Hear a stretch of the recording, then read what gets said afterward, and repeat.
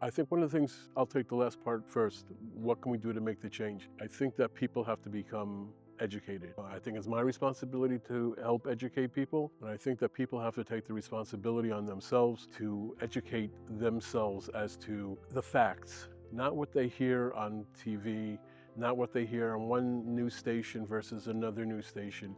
They have to start to read, open their minds, and stop listening to friends and other people. They have to start making decisions on their own. I've listened to students being interviewed on college campuses.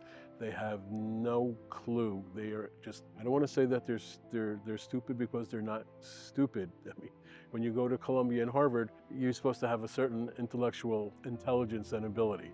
I just think that they're ignorant. They don't know history. They don't know their own history. They don't know the history of this country. They don't know the history of the Jewish people.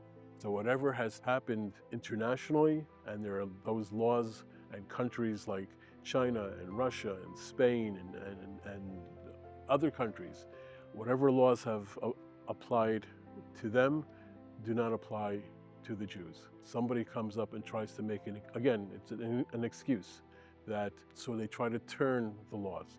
The conventions, the Geneva Conventions, they don't apply to what's going on in Israel. But nevertheless, people will throw out something at you, and they will give you a law, and you just shake your head. Well, yeah, they said Geneva Convention. Well, they must be right. Without knowing that law, without going back and researching, without fact checking it, you're doing yourself a great disservice, and you're doing a disservice, I don't want to say just to the Jewish people, but to the entire population of this world.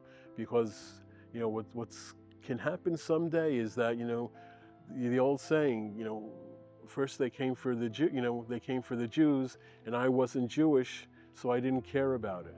But now, what happens when they come to the Latinos? What happens when they come to the African Americans?